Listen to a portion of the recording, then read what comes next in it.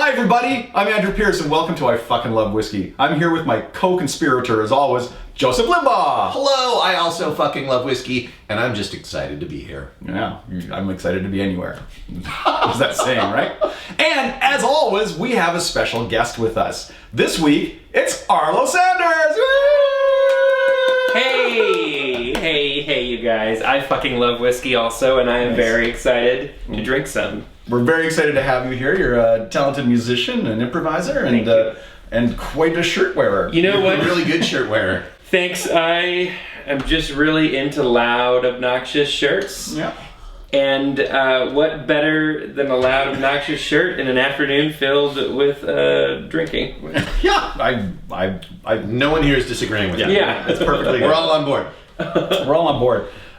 Hey, today it's a Campbeltown Campout, so we're going down to Campbelltown. Joseph, why don't you show us on the map? Where is Campbellton? Am I saying that right? Campbellton? I think so. Yeah. It looks like Campbelltown, but it's Campbellton, right? It's Campbellton. Here it is. Oh, if only Gary was here, he could tell us. He could correct us. Yeah. He'll write in. Right down here at the end of this peninsula, below Isla. Mm-hmm. Yeah, right down there. Lovely.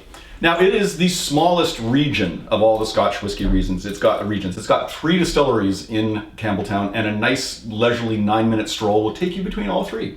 It's really, it's very small. Springbank is probably the one you've heard of. There's also Glen Scotia and Glengyle. Glen what? Glengyle. Glengyle. How's it? It will show you how it's spelled. G-Y-L-E. Glengyle. Glengyle? Glengyle? Or Glengyle? Glengyle? Glengyle? I just decided to swallow it. Once again, we'll have to ask Gary next time he's on the show. Scottish. And in fact, Springbank owns Glengyle. And when they shut down Springbank to clean it, they open up this other distillery and distill in there. So, yeah, it's a very low output, but we're going to try one of their whiskeys today. Let's start. I'm excited. Why wait? First up, Springbank 15yo. Look at that green. That's a bright green. Yeah, you're not going to miss it. Look Yeah. at that. There you go. Yeah, it makes me, I mean, I know that all, Scotch comes from Scotland, but it makes me think of Ireland with that green. Well, they kind of have different colors for the different ages that they put out as well. Mm-hmm. So this is a 15-year-old Campbelltown single malt Scotch, 750 mils, 46% alcohol by volume, and a beautiful, beautiful color there. It is nice. Yeah, let's do it. And what kind of casks does it say that this was? It doesn't say. All right. Nope. Nice dark. But dark color, so Yeah. it could be first fill bourbon color. It's hard to know. It's interesting that sometimes they tell you and sometimes they don't. So Sometimes they keep it a secret. yeah. Yeah. But sometimes it could come from multiple casks, right? It might not just all be from bourbon casks. It True. Could be a This could be a mixture, even a though marriage. even though it's a single malt, that doesn't mean it necessarily all came from one cask. Oh, I did not know that. Yeah. So that's the distinction. So a Scotch whiskey is probably a blend. If it's just says Scotch whiskey, it's a blend of multiple different distilleries. If it's a single malt, it's from a single distillery. Now they may still marry multiple barrels to get a flavor profile they want. And then single cask obviously is from a single cask, or sometimes they'll say from a mixture of 3 or 4 casks. There might be some special releases of that. So if it's a single cast, it's more special. It's like... It's rarer, yeah. You're gonna have like somewhere between 180 to 500 bottles of that. Wow. That's all that's gonna exist, depending on the size of the cask. There you go, the 15-year-old. Also not to be confused with cask strength. Yes. Beautiful Ooh, color. it's pretty. Ooh. I like the way it smells. Yeah, and if you open your mouth while you're smelling, you'll get a better. You think so? Oh yeah. If I just kind of like try it both ways. Like smell it with your mouth closed, and then Okay. smell it with your mouth open. And then... Yeah, you don't have to open wide, but just have to open a bit. But That was a little too wide. no, it's fine. It doesn't matter. Like an age to the Here we go! It looks very happy to be smelling that whiskey. But why do you get a better smell with your mouth open? We had the research on the first one, but it is it basically I can't remember. It opens up. It just you open up kind of those cavities back there a bit more, and it also just like because your olfactory sense is combines with your taste. Like it's all of these sensors that go all the way through, your mouth and your nose. It's not just one thing. It's like when you have a cold, you can't taste food, right? Gotcha. Because they're all so it like that kind of activates that stuff as well. They say it helps too to breathe in through your nose and breathe out through your mouth when you're sniffing.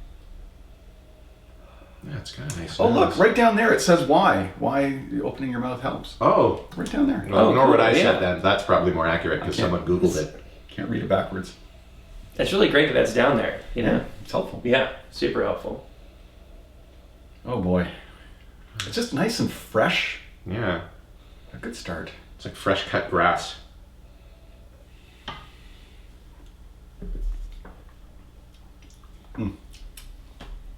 Ah.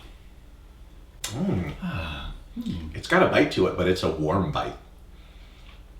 I feel like your voice just dropped an octave though. Probably. Hey, Also, I think my voice is dropping also. Oh dear. if you have not been through puberty, this whiskey will put you Wow. through it. Yeah, I love that. I like it. It's like a friendly like sort of bite, like like someone who like pats you on the back a little like hard, but you like it. Like they're like, hey buddy, bum bum, gives you like a Gotcha. like a nice strong hug. Yeah, like a hug that's like, oh, that's a little stronger than I was expecting, but I like it. Yeah.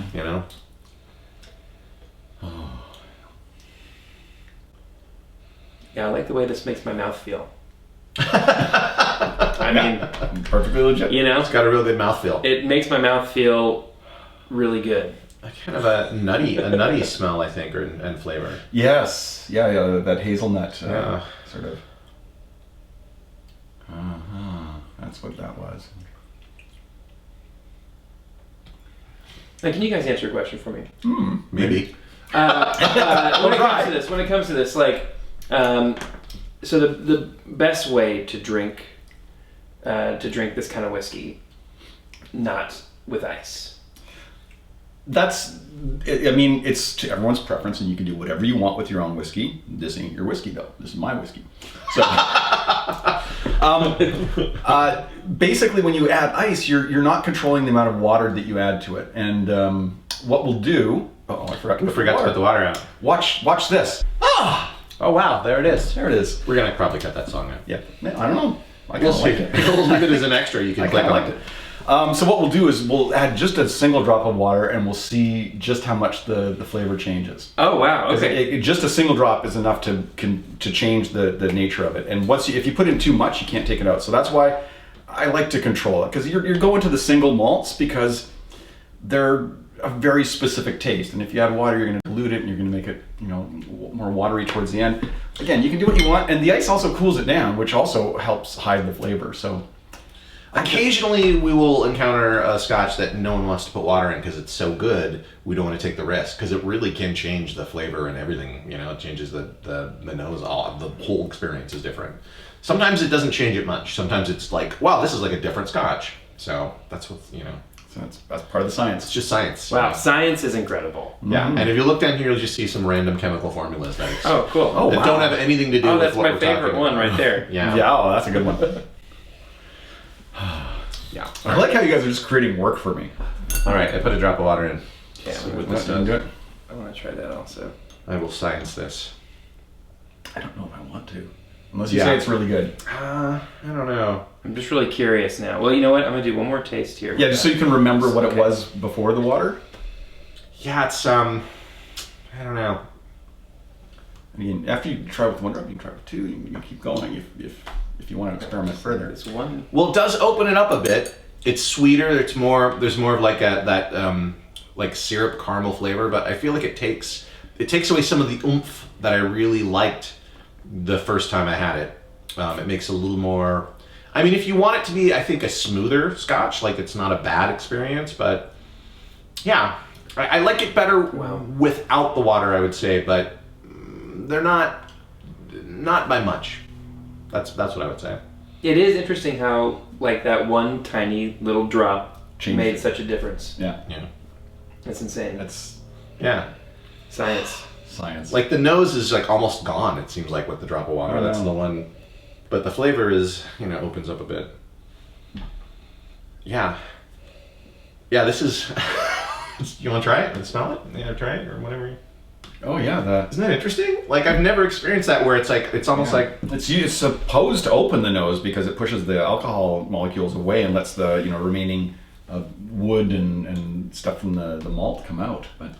But this is just like it smells very watered down with a single drop of water. What are you doing? There's it's like they just dipped a flower in water now. That's what it smells like. Which is just disappointing because the nose is one of my favorite things. So Yes, if you go back, you'll see that Joseph likes to build houses in the nose. yeah, I'm not building any house in there. That's like it's just It's more like an Airbnb that you wish you would have maybe thoroughly read the reviews on. maybe yeah. Or it's not even there's not enough room for a house. It's just like a terrarium. Yeah. Like I could let a turtle live in there, but that's about it. Maybe have some succulents. You could put some succulents in there, but couldn't live in there. Oh my goodness. Still, the flavor is not bad. But yeah, I say no water. I think that's my consensus. No water for the Springbank. That's your consensus. Oh, look, right there. That's my It consensus, says me. no water. Oh wow. Me and myself, God, you really need to stop doing that. That's fine. Unless you want to see Andrew get angry, like it's not easy to do because he's Canadian, but it is possible. It's possible. I might start playing hockey on you. Oh no! So you I can- love that that's the Canadian euphemism for getting angry. I'm going to start playing hockey on you. Yeah.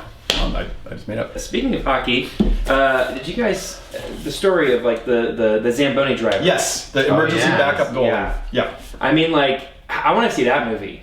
I want to see like a movie about it. I'm sure it's already in production. It's like because I feel like the coach had to have been like both his goalies are down and he's like,